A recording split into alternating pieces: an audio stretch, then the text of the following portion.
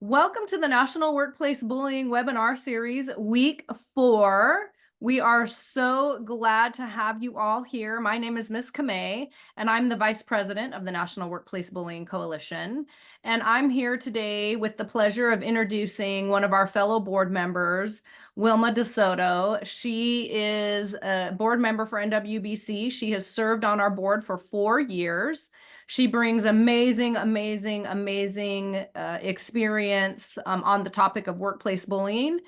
She's a retired teacher of foreign language and ESL in the School District of Philadelphia. Wilma is a graduate of Oberlin College and Conservatory of Music and has a master's degree in education and bilingual bicultural studies from Salle University. She has nearly 40 years of experiencing teaching kids in K through 12 schools. If I have children, Wilma, I'm sending them over to you I to wouldn't teach be and so raise. sure. Good evening, everyone. I'm really glad somebody showed up to this, and I'm welcome you all. And if you've been through any of the other series, you've seen some really nice scholarly presentations and things like that. Well, this one's going to be just a tad different tonight. Yes. Okay, I would so like to direct everyone to post any questions that you might have in the chat while Wilma is presenting, so she won't be interrupted. Her presentation should last about 30 to 40 minutes, and at the end of her presentation, I will read the questions to Wilma that are posted in the chat, if any questions, and she will have the opportunity to answer all of those questions. So you've got the floor, Wilma. Wilma's going to be presenting on examining targeted workers and workplace incivility in K through 12 culture. that's right. Thank you. Good evening and welcome, everybody. What we're doing is we're talking about incivility in society that spills over into the workplace and what that means. And also who gets bullied and why. So let's get into it. Why has the workplace become so uncivil lately? Well, people say at the beginning of the 21st century ushered in kind of like the era of whatever, that anything that I want to do goes. And we don't have the societal civility and public decorum that we used to have. In fact, we have a lot of people who are solipsisms. And I put the definition there. Solipsism is the quality of being very self-centered or selfish. The view or theory that the self is all that can be known to exist. You have people who are not thinking about the feelings and of others and what they say and what they do to them. They're mostly thinking, if it suits me, then everything's fine. That is just a societal shift that affects a lot of things, not only just workplace bullying, but quite a few other things. So we're going to examine that a little bit further.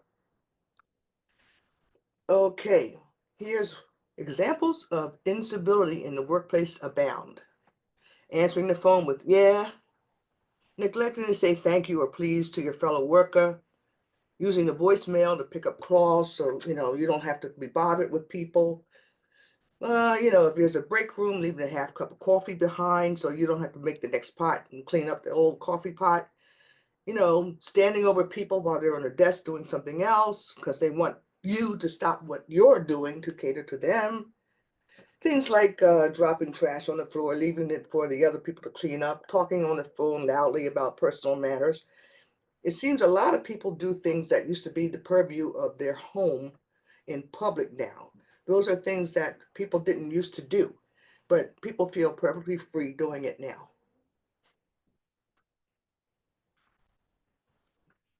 Now, scholars have cited employee diversity, re-engineering, downsizing, budget cuts, increased pressures for productivity, autocratic work environments, and the use of part-time employees as causes for the increase in uncivil and aggressive workplace behavior. So as the workplace has gotten more diverse with different people have gotten a little more hostile and aggressive about behavior. Now, let's check out this chart here of incivility and other forms of mistreatment in organizations. Now, at the very top, you see the antisocial behavior, followed by deviant behavior, followed by violence, aggression, and incivility. And I'm concentrating on incivility because in K-12 school settings, that's usually what leads to bullying. And another reason why I'm concentrating on that is because often that is very, very subtle. If someone comes and pushes you into the water fountain, that's an aggressive act. Or if someone, calls you a dirty name, or actually does things like put things in your desk or something, that's very aggressive. But what people don't know is that a lot of things that people do that are uncivil are subtle. And often people don't catch on until later because people like to go along to get along. So this whole thing, low intensity, deviant behavior with the ambiguous intent to harm, is what we're trying to concentrate on, because this is where a lot of us get hit. I really wanted to put a sound file here, of the opening theme of the movie Jaws and have this come in. But this is very important. The boss's attacks are only the beginning. Co-workers get in on the act. Friends who used to fill you in on gossip now stay away and hardly look you in the face. Rumors abound that you're becoming incompetent. Before you worked well in a team, but now everything you do is undermined. You have nothing to do except for occasional assignments that are set up for failure. Now, I put this up here for a very good reason, because a lot of workplace bullying focus on petty tyranny of an administrator or a manager or a boss. But in K-12 situations, and probably in business situations too, your colleagues are the ones that you really have to watch out for. And a lot of people don't think that way. They think of the boss is the guy who's the bad guy all the way, but the boss cannot be the bad guy without some help, because he's in the office. There's a lot of help that comes from colleagues who want to do, well, we'll get into that later. But this is only the beginning. If your administrator has done something that hurts you or berates you, you can bet that there's people who are working around you who were very much involved in that. And that's another thing that a lot of victims of bullying don't see. First of all, it's incivility, and it's subtle until it gets really out of hand. Second of all, they don't really look at the coworkers when they're being called in by the boss. They only look to the boss. And I want to disabuse people of that. You got to think about who you work with and how they treat you and what you do with them. Now, here are some examples of how this manifests itself. Deliberately including people from conversations, decision-making, or work-related events. All of a sudden, there's a meeting. You don't know about it. Oh, didn't someone tell you? Oh, well, you really missed a good meeting. That's subtle. They know that no one told you. But when they ask you those kind of things, it's to see you squirm, really, and say that, oh, well, gee, we're perfectly innocent. This must have something happened. That's why that confuses people and throws them off. And that's the point. Number two, purposely ignoring, disregarding, or avoiding someone, such as forgetting to invite them to work meetings. That goes with the first part. And it's not an accident, usually. It's meant. Concealing or distorting information to achieve personal goals, okay? There's a lot of people who are in education for a reason of self-aggrandizement. I'm going to be honest here, okay? I'm really going to be honest here. Feigning ignorance, changing the subject, or canceling meetings to divert attention from an issue. These are all ways to keep you out of step so you don't know where you're going. And it confuses people. But they don't really figure out that, hey, I'm being bullied because someone forgot to tell me about a meeting, or someone's like changing the subject when I bring up something that's really good at a meeting or something, and then they want to like talk over you or change the subject, keep you off track so that you don't shine. Okay? Emotionally manipulating people by using shame or guilt to cause feelings of inadequacy, undue responsibility, or unworthiness. Now it gets a little more aggressive here at that point. Undermining someone's work to hamper their progress or abilities to succeed. Now we're talking, okay? When someone deliberately takes an idea of yours or pitches an idea that says that this one is no good, and they do it in front of your colleagues, your department, or in front of the admin, that's a form of bullying. Pitting people against one another to create a competitive, divisive environment. This happens a lot in schools. It really does. Because some people are really good at what they do in schools and some people are not. And we'll get into that later too. Changing someone's responsibilities to disrupt their work or interfere with their sense of purpose. Like what happened to me was I had to move my classroom. Why? Oh, because I'd been in that classroom for what, 25 years, and all of a sudden I have to move it because I have a new boss. Those are things that get, throw people off track. Changing someone's responsibilities to disrupt their work and interfere with sense of purpose. Okay, you were once department head here, but now you're not. Okay, you're going to do this, and we're going to put this person in instead of you, etc., etc. And that gets you off track. Creating or unrealistic or unattainable expectations, or constantly shifting expectations to ensure failure. You think you're on the right track and everything? Uh-oh, well, this is not what we want. You're going to get plugged in somewhere else where you usually don't have the experience, and they know that, or you're not as good as that, and they know that. And that's a way to keep you off track. This is all to jostle your sense of self and who you are. Okay, this is what this does. And unfairly criticizing people's work to hurt the other person's self-esteem. Okay, so if you look at this slide again and you see these points here, you can see how it starts very subtly, but as things get further and further along, it gets a little more aggressive. And that's when people usually cry out like, I need help. This is going on, yada, yada, yada, yada. But it has been going on for quite a while before you get to that point.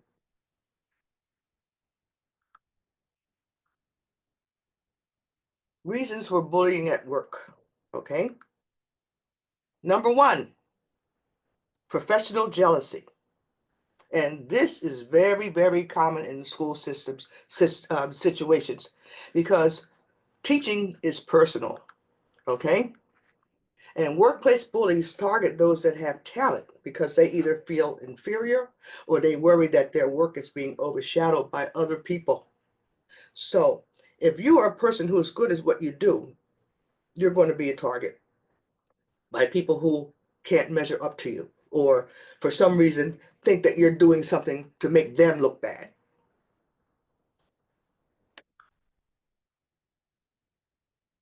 Social envy is another factor. Some bullies form cliques and target others who threaten their status or social standing. If you are well liked at work, this could be the reason behind the attacks and jabs at you from the office bully or the school bully. I have never walked into school where I didn't find out who was who in the clique, because they look at everybody who comes in who's new, they judge them, they size them up, etc., etc. Every school has one. Everyone.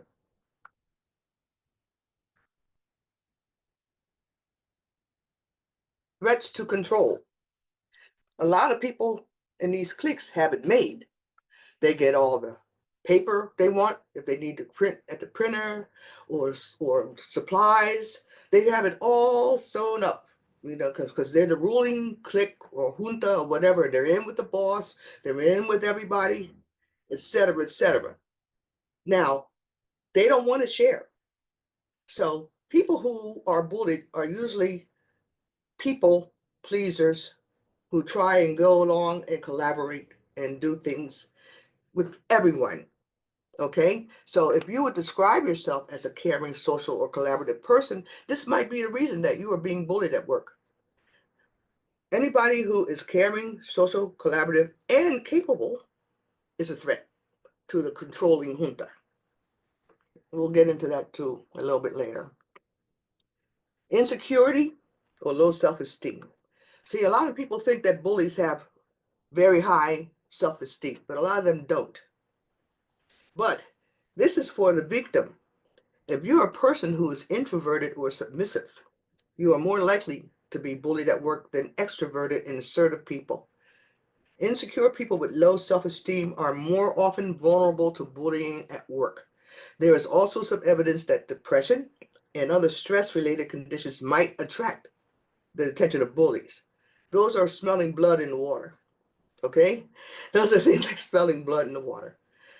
And lots of people who are victims of bullying, like we say, we're people pleasers. We want to be social. We want to collaborate. We want to do that. That's the kind of people that we are. But those are the kind of traits that make you a target for bullying. They smell that blood in the water.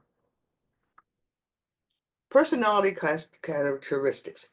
Victims of bullying at work may have what Lev, and he's the researcher I was taking this from, refers to as, quote, a subjugation schema, which leads to a need to please others and avoid conflict. They don't want to ruffle the boat. They don't want to get in trouble. You know, they just want to do their job and do it as best they can, cooperate as much as we can. But that also may attract them loading you with a lot of work that's not really what is in your purvey, just to make sure that they have you where they want you. In other words, busy work is piled on a lot of people and because a lot of people who just want to just go along and do their job, they just comply and they obey because they don't want to cause trouble. They don't want to like start a whole big stink because somebody was rude to them, etc., etc. So a lot of people who are victims of bullying have that subjugation schema where they will do anything to avoid being a source of conflict. And that opens them up for a lot of danger, not only with being overloaded with the workload, but just the way people look at you and think about you and what you do. Prejudice. Some employees may be targeted due to their gender, age, race, sexual preference, disability, or religion. And workplace bullies single out and target people who are different from them in some way. Now, remember in Dorothy's webinar, she was talking about how they are always attracted to different people who are somewhat different in a way. And according to this research about prejudice, a lot of people who are bullies are also racially prejudiced or sexual orientation prejudice, etc. So they single out these people or target them. But you don't even have to have that to be targeted. All you have to do is really be different. School. Is school a pre-made bullying situation? I would say yes. If you're different at school, you're a different type person, you're a bully. You get bullied. If you're talented, you get bullied. And here's the part about talent.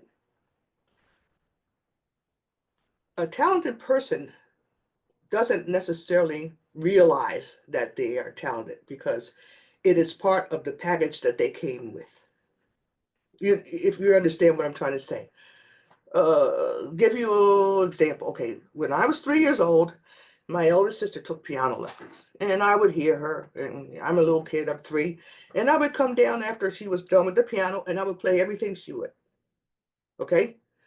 So they said, oh, wow, well, you have absolute pitch. Oh, I do? Okay, that's cool. So that means that I could play things by ear. I was like a piano prodigy at a very young age. But to me, I didn't think of it as anything special or extraordinary. It was just part of me, like having brown eyes or whatever. A lot of people who have certain talents don't think of themselves and go around going, well, I have this talent and everything. It's just who you are.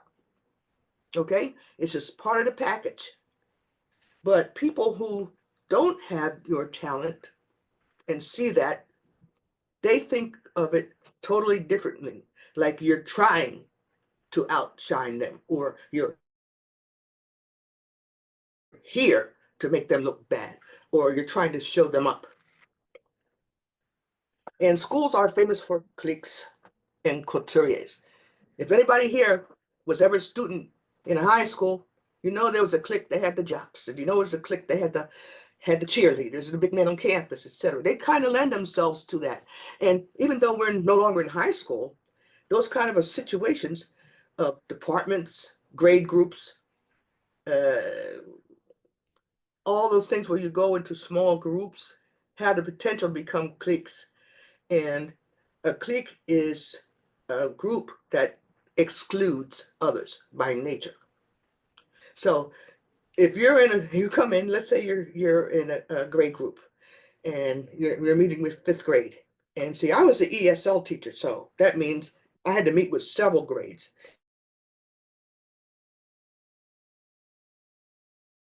But I wasn't really one of them because they rated me and put up with me and everything. But like what I was saying that these kids need, especially the ones that I pulled out to teach for them, was usually disregarded or downplayed because they don't speak another language. They don't know. They don't know what it's like to learn a different language than your home language and be in school all day with it. They don't know that. So who am I to tell them what it's like, even though I have that experience and I'm working with that? So cliques form very easily in schools, and I think they're dangerous. They stymie any kind of collaborative efforts to be a group as a whole. They exclude people. They shoot down people's confidence in themselves, etc. If you're not one of the in crowd, then they make you feel as if you're worth nothing. Now, here's a chart I made of typical school instructional hierarchy. Most schools are hierarchical organizational structures. You'll find a few that have a flat organizational structure. I was lucky that I worked in a school that had one for a long time because we had a different principal. The principal consulted with everybody directly, if you were in the grade group or whatever. It wasn't all this chanchullo and stuff that's cloak and dagger and secrecy about this and that.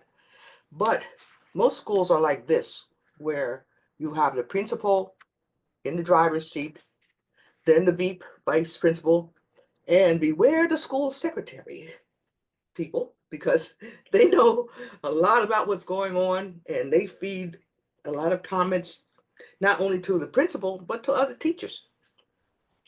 Then you have department chairs, and they're in charge of the department, the teacher leaders that come in intermittently, meeting math coaches. And then you have the coven, what I call the coven. And the coven is usually a clique or a group of teachers who, for many reasons, don't seem to be happy with their job. They're only happy when they're on the top and they're diminishing other people's status. But they're important because a lot of them are in with this guy up here or these guys here. And they feed them little tidbits of information behind your back about other teachers, et cetera, because they curry favor with the power structure, because that's who they want to be one day. Okay? They're just teaching now, but what they're really aspiring to do is be out of the classroom doing something else and administrating, et cetera, et cetera. So they're not very happy. So they're doing anything they can to undermine people who are happy at their jobs. And a lot of us were happy because we were good at it. If you're not that good at it, then you won't be happy and you'll try and get out of it to be something else. But in the meantime, here you are with the rest of the staff. So I call them the coven because they are the people that you cannot trust because they have the boss's ear, et cetera, et cetera. once you identify who they are. And it's really formidable. Down at the bottom here, you can see is the teachers and the rest of the staff. So we have the power structure, the department heads, and the in crowd that undermines this bottom tier. And every school has one. And if there are teachers here, I'm pretty sure they recognize that.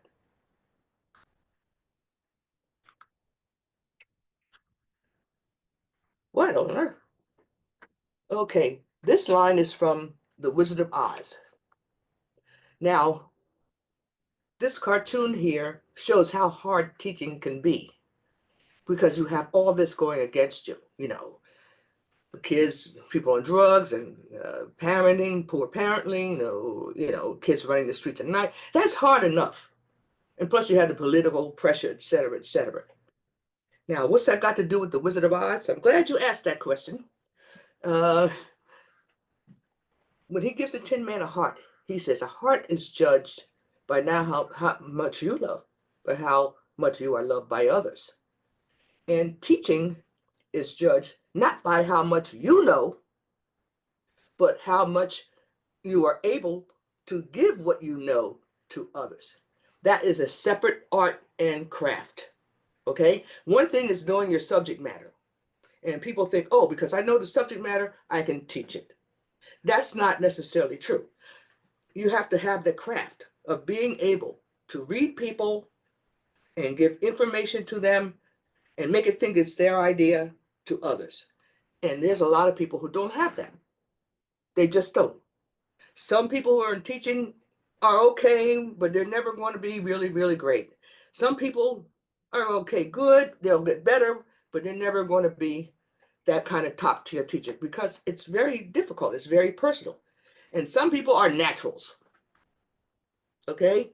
And the people who are naturals, who can go in there and take any group, read them, get them to listen, get them to learn, get them to accept the knowledge, those are the people who are really targeted.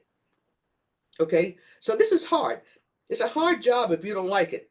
Okay? Then you have all these other things going on in the society that influence what goes and comes to your classroom, who comes in, etc. But if you don't have that separate art and craft of being to relay information to people and make them love it and understand it, it's going to be even harder for you. And a lot of people who bully people who have talent and who can do this, that's the reason. And the person who does have the talent who can do this, they're not thinking anything about that. They're thinking, I'm just teaching in class. Oh, this is me. This is what I do. You know, teaching is very personal, which is why a lot of the whole school reform, scripted curriculum, et cetera, things that are out now, you know, curriculums are no longer a guide, they're script. It really cuts people, deters people from reaching people where they are because everybody is going to be treated by like the same because you have a script. Now, for people who don't really care about teaching that much, it works for them. Oh, I just read the script, that's it. But other people who really want to reach kids, you got to have that autonomy and freedom to do that. And these programs don't allow you to do that. So as a result, people who are really talented, who can reach people because they have different ways. Like I would say, okay, if I can't get in the front door, I'm going to come in the back door. Or if I can't get in the back door, I'm going to come in through the window. Or if I can't get in the window, I'm going to come in through the roof. You know, however I need to do. But you have to be able to read that that's what's needed and do it and not make anybody know that you're doing it. It just looks like, oh, I'm passing out papers and I'm doing this. But really, I'm taking stock of every person that's in that room. And different classes, even though it's the same subject level, are different. It's not the same group of people. So if you don't have that talent to read people and reach them, it's going to make your life pretty miserable. And the people who do, you're going to try and make them miserable because we already went over professional jealousy, social envy, all that kind of stuff. That plays into it. Preventative care for bullying at work. This one I cannot stress enough. Be circumspect about sharing at work. You don't have to tell your colleagues everything. Nobody really cares if you were up to 2 a.m. with a baby, except that you're coming in bleary-eyed. You look like you've been having a night drinking, and then the gossip train goes, okay? Nobody really cares that your husband's having an affair. Nobody really cares that you're having an affair. Nobody really cares about this. This is all information that you really don't need to get into on a job, but a lot of people do because they think, oh, we're all colleagues, we're all friends together, etc., etc. But I'm going to tell you this. It's a lot harder to shoot at a target that's the size of a peephole in an apartment building door than it is the broadside of a barn. So the less they know that can hurt you, the less of a target you can become. But if you're thinking everything's right and you can share this, blah, but that, just be circumspect. You don't have to tell people everything about your private life just because, you work in the same grade group or classroom, whatever. But I see teachers do this all the time. I hear about their kid who is failing over here, such and such and such. Those are all things that people can use against you when the time comes. So be circumspect. If you are bullied, follow the procedures as outlined in your district. But the but is there's a caveat. The caveat means these procedures could just be lip service. Okay? You may think that they're effective or whatever, you try and follow them, but they could just be something for CYA for the school district. But they're not really going to do a thing. Okay? Now, my husband is in advertising, and they do a lot of advertising for recruitment.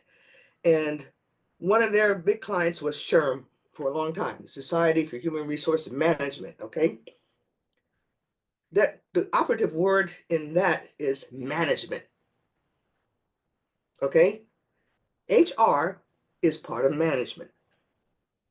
They're usually there to make sure that the company or the district or whatever doesn't get sued or get dragged into expensive legal action, etc. They're not really there to help you when you come there and tell them your story. And a lot of people think they are, but they're not. They are human resource managers. They're not counselors. They're not, therapists. That's who they are. So when you go to them, you really have to be circumspect in how you frame things. Keep it strictly business. No thing about and women, we like to do that. We go there, we want people to feel sorry for us, etc., etc. We like to do that. We also like to form cliques too. Let's be honest. Okay, that's what makes schools such a ready-made ground for bullying. This is hard. Realize you're most likely going to be alone in this fight. Okay, just when you need the most help, you don't get it.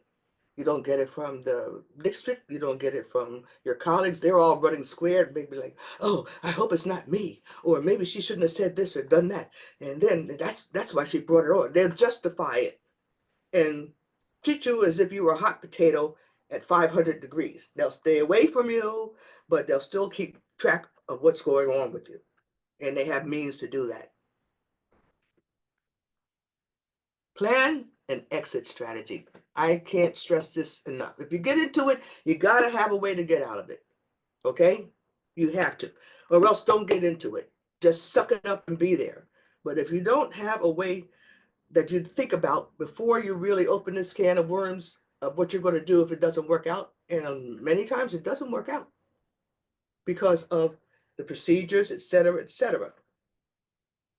But you have to do that.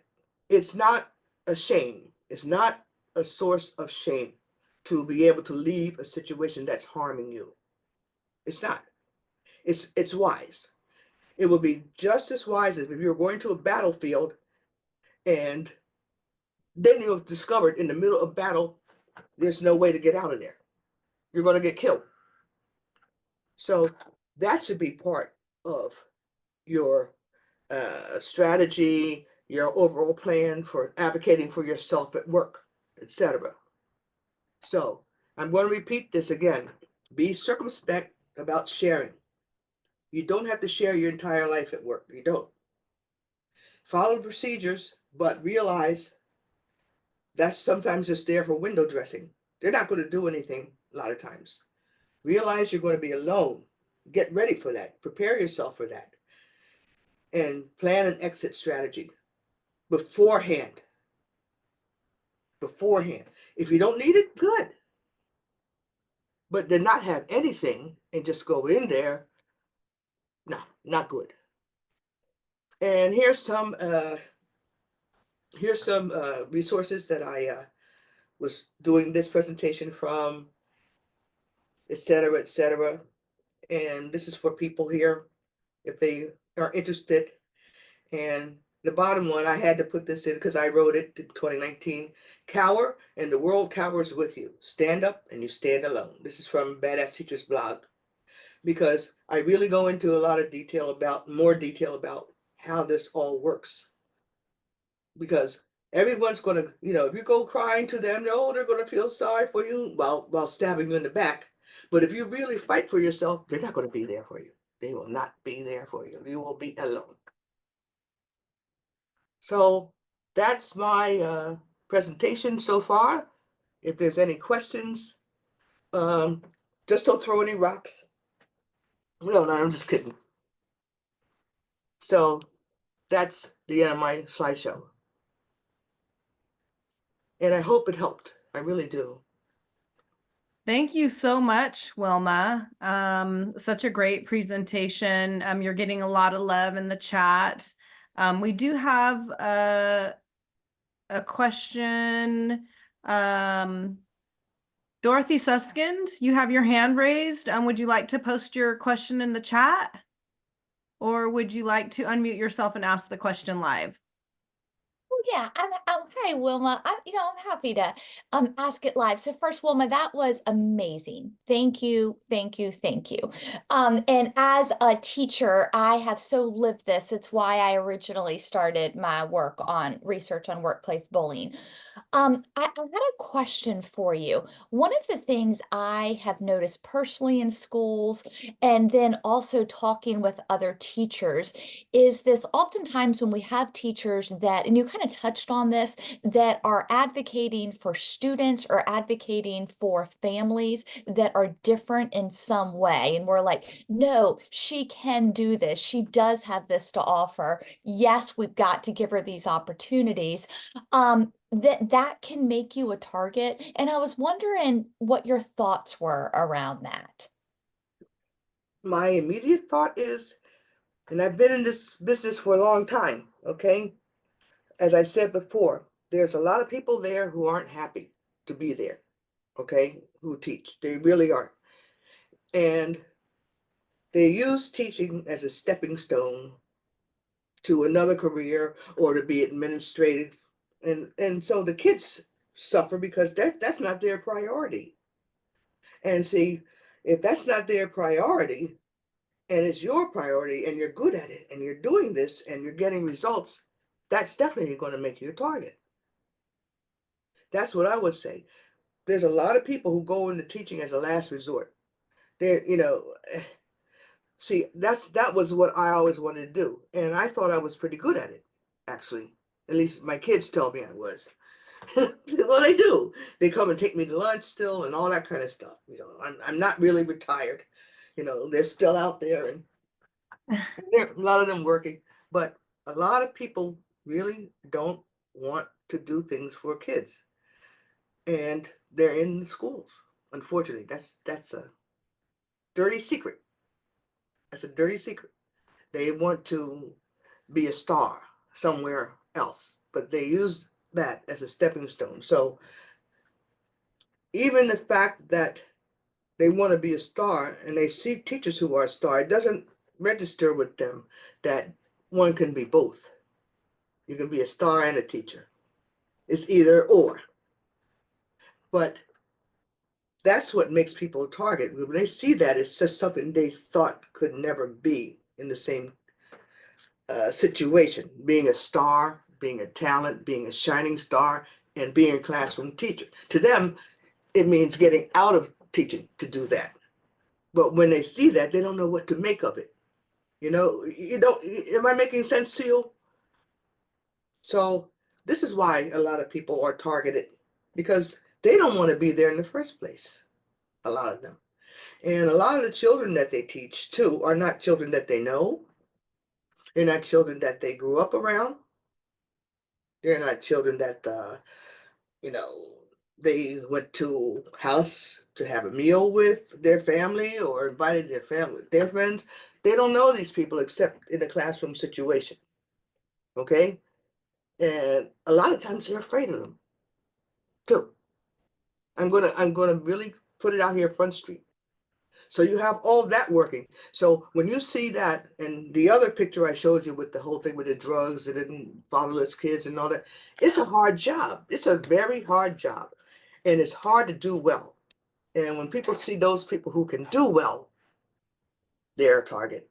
And if they have the nerve to really advocate for kids that it's not really their priority, that's a double target. That's my opinion. Does that help? Yes, that helps immensely. Thank you so much. We have a question in the chat, Wilma. Someone is asking, is there data out there about how this is affecting the American workforce, as it seems to have been clearly identified the targets are the most talented people? What can you say about that? Oh boy, that's a tough question. I think it affects the American workforce. I've seen good people fail because they just couldn't take the pressure. It was depressing them. They were getting PTSD. They were getting gastrointestinal things. They had sleep disturbances. So you have a lot of, oh, how can I say this so it's not in politics? It's kind of like the Peter principle thing, where you rise to a level of the incompetence or whatever. You have a lot of people who are mediocre because they chase away good people. And that definitely affects the quality of work, the quality of services people get, etc. And I'm not the only one I can't be the only one who has noticed this, but whenever you go someplace, an office or you get something from, like, let's say you go to a Social Security or a department store, so you got people there who don't want to do their jobs. They don't want to wait on you. They don't want to service you. And the people who are go-getters and really would serve you and do things for you are bullied out. So that does affect, it affects the bottom line. I think it affects the societal relationships between workers and customers or students or teachers. And I'm seeing a lot more of that than I used to be. Like whenever I go to Puerto Rico, okay, or to Europe, whatever, I always notice the service people there and how they've made a career out of serving people that a lot of people think here is a stepping stone to something else. I'm just working at McDonald's, or I'm working in this department store until I get, my celebrity shot on Hollywood screen or whatever it is they're after, or whatever, But these people take pride in their work, and they're good at it, and they do it. And they don't think of it as a stigma to be just a salesperson or just a wait staff or just a captain of the waiter fleet or whatever. They take pride in that. But when you come home here, you notice immediately there's a big difference. So it does affect the workforce as far as in my opinion, it does. It really does, because you notice it very, very. I was just in Spain in May, and it was my very first trip there, but like it's the same thing. You go there, people really take pride in what they do, how they serve things, how they cook things, how they make things. But here it's deemed beneath a lot of people because they're fed all this stuff about being a star and doing that kind of thing, et cetera, and everybody wants to be that, and everybody's special, and everybody has self-esteem. And I'm going to go way out on a limb here right now, and here comes the Rotten Tomatoes. But not everybody is special. Everybody has something they do well, but not everybody is special. There are people who are exceptional. And in this country, we've really gotten rid of that by saying that everybody's equal to everybody else. And how dare you not be equal to me by doing better than I am? We have that societal incivility attitude. There's a lot of it. So I do think it affects the workforce. And if you ever remember stores, restaurants, offices 15, 20 years ago, it was a different world. Now it's like people think they're doing you a favor when you come in, to wait on you or to help you fill out a form or to process the application or something. So absolutely, I think it does. And when you get rid of the people who want to serve you and all, that definitely affects. I don't know if that makes any sense to people, but that's my opinion. I have a question, Wilma. Uh-oh. In your in your presentation, you talked about the reasons for bullying. You mentioned professional jealousy, social envy, threats to control, insecurities, low self-esteem, personality characteristics, prejudice. And so my question to you is, based on your experience, in the workplace, being the star that you are as a teacher in your classrooms, as you have been over the years, when you mentioned social envy and how somebody can be, targeted and bullied in the workplace because of social envy. So how would somebody deal with that? Somebody's coming into the workplace, they love their job, like you said, they're excellent at it. They do a great job. They're able, in your case, they're able to connect with students, and students, really connect with this teacher. And I call it social capital, if you will. And you're in the workplace, and you're as a representative of the workplace, and you have these relationships with people, and you've built essentially the social capital. But now you're dealing with your even superiors, as well as your peers, who are envious and start to bully you because of that. So what would you tell that person who's being socially envied in the workplace? And what would you suggest they do if they find themselves in that situation? I think it depends on why they're socially envied, because a lot of people, like I said, they share a lot of things on the job that they shouldn't. So if there's a Christmas break for school, winter break for school, and you're off for Christmas to New Year's, et cetera, et cetera. Now, a lot of people go home, they're with their families and everything. Let's say you jet off to Paris. You're one of the people who jet off to Paris. Maybe you have a husband who can afford to take you to Paris for Christmas, et cetera, but they don't. See, that could be social envy right there. The fact that you're able to do things and enjoy your life in ways that they're not able to enjoy their life. And there's nothing you can do about making their life better. I think it's just better to understand it, where that's coming from, and compartmentalize it. That's what I did. Because, how can you, I remember the first time I invited some teachers to my house, and I made a lunch barbecue for them. And like when they actually saw the way I lived, it was a whole different ball game when we got back to work. Because looking me at work, they have one picture of me, okay? But when you're in my domain and you see the things I have and that kind of that you don't know about because I don't talk about it, that changes a lot of people's social envy. So you got to compartmentalize it. You can't say, oh, well, I went to Paris and you didn't. That's not what I mean. But you got to just put that, you really got to understand their motive and why they're doing that. What do they see? And a lot of people who are victims don't take the time to really take stock of everything they have and who they are and why that would offend people, because it offends them when they can't one up you, because we're all supposed to be equal. Everybody's special. Everybody's supposed to have self-esteem. And in the real world, that doesn't really work. Not all the time. Does that make any sense to you at all?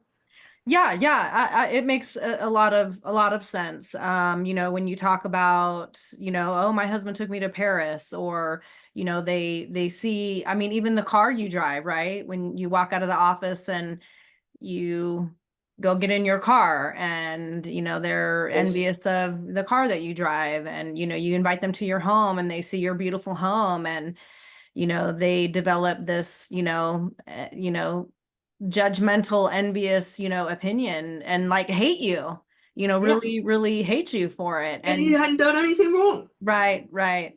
Nothing. So Not any. it's a situation where, you know, we I guess it's like, you know, their opinion of us is none of our business, but to be aware of it and to Yeah. understand. Yeah. Thank And, you. I hate to be the, fly in the ointment, but, women are very, very susceptible to those kind of things. That is just a dynamic that people don't want to talk about. Horizontal violence or internalized misogyny. Because just like there's internalized racism among people of color, there's that among women. Mhm. And it's because we are always the ones who are in power. We're the ones who have to struggle to get somewhere. Whereas a guy can just kind of like just be himself, and people, they might not like him, but they're not going to go like, rah, rah, rah, rah, rah, rah, rah, rah. But Yeah. women will do that. Yeah. Yeah. We have another question in the chat. So the question to you, Wilma, is how does a school credibly follow a no tolerance for bullying, for a bullying policy it has adopted for students when the same does not apply to the As a teacher. administration, the faculty, or the staff? Exactly. And see, that's another thing that's happened with the whole we all are special thing. Teachers get punished more than students now.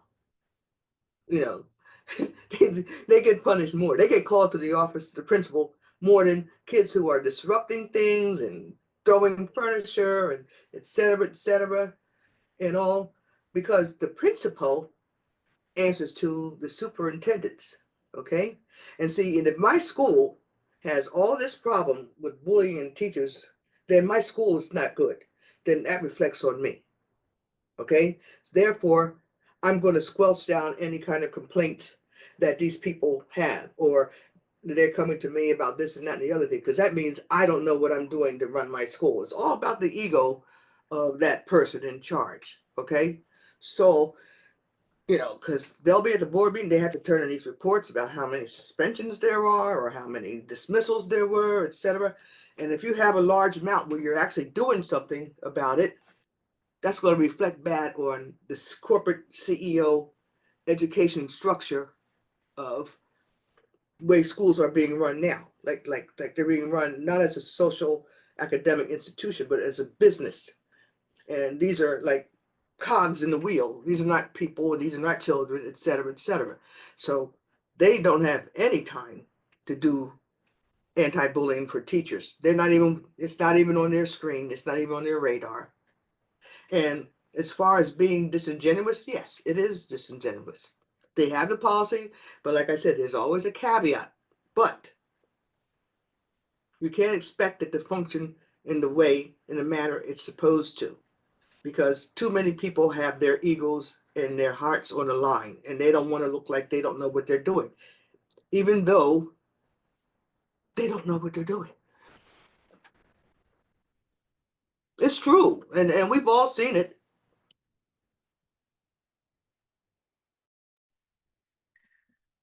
Anybody else? Nothing? Yeah, no, that was the last question in the chat. Great presentation, Wilma. I feel like this is this is an area that we, could talk about for hours. Dorothy, you have your hand up. Just one last question really Yeah. quickly. This is Yes, K-12 culture, though. This is it. this is it. Wilma, I'm going to have my pre-service teachers watch this webinar for sure. What would be your advice for a new teacher that's going out in the field, 22 years old? Ooh. What do you do when it comes to bullying? You have to be circumspect whenever you enter a school environment, because like I said, they are pre-made, ready-made situation for bullying. They're set up in that hierarchy, et cetera, et cetera. So you need to understand how those levels work. And don't try and get along with everybody, because everybody's not your friend. That's what I would say, because I know I made a mistake thinking that, oh, well, they are all my colleagues and, you know, we can hang out and we can do this, but up, but boop. No, you got to act professional and you got to keep it professional. You know, as much strictly business as you can. You know, with regard to your colleagues and your admin, etc. That's why a lot of people, when they're bullied, we tell them to document things. You know, it's not a bad idea to keep a diary of like what happens in your, you know, at the end of the day, you know, oh, today I did this or yada yada yada. You know, it doesn't have to be like so and so said this to me or anything. Just get used to writing things down that happen in the schools, because you might need that information one day. But if you're a new person, you're going to be targeted because you're going to be younger than a lot of those biddies in there. Okay, and these are women. Okay, got it. So that's a strike right there. So if you keep it real, if you keep it professional, if you're circumspect about what you say about your private life, et cetera, you know, it'll go easier. But you're going to be a target coming in as some young Tootsie anyway, and you've got all these other people who've been there for years and they rule the school, et cetera, et cetera. You know, it's just something. It's the nature of the beast. It's the nature of the beast. And that's what it's like. And some of it might even mirror things that happen in business and industry as well. But in a school K-12 situation, it's a smaller group of workers together. Everybody else in there are children, you know, so they're not really worried about that. So you have to understand what this is. Unless you're into the whole clicking, being a clique and gossiping and all that stuff, which I'm not into. I wasn't into. But if you cross that Rubicon, you got to be ready for what might come afterwards. Great Does that question. make sense? Yeah, great question. Well, thank you so much, Wilma. Your webinar has been so informative. We have a comment. One of the attendees says she's in the university context, but your presentation was applicable to her. So thank you so much. Thank you so much, Wilma. For those of you that have attended the webinar, the National Workplace Bullying Coalition is going to continue these webinar presentations. They've been very well received. We've had great participation from our board, and our members have shown interest in wanting to continue presentations. So please make sure to notice our newsletters when we send them out, because we will continue the webinar presentations you know, coming in the coming months. We're also going to follow up with you guys who have attended, and thank you outside of the meeting for attending the webinar. Thank you so much, Wilma. If people want to, you know, reach out to you. I forgot to put my email. That's yeah, if people wanted to reach out to you or connect with you, how can they get in touch? They can drop me an email. WIL.PHIL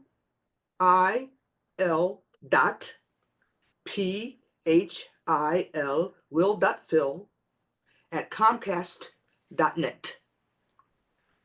Perfect. Thank you so much, Wilma. Just let me know in the subject line that you know that you're contacting me because of the webinar, because you know when you get senile and old like me, you know, you might delete emails and with subjects you don't recognize. You know how it is. Wonderful. Thank you so much, Wilma. Great presentation. Thank you, everybody. We will see you in the next webinar. Thank you for listening. Bye-bye, everybody. Bye.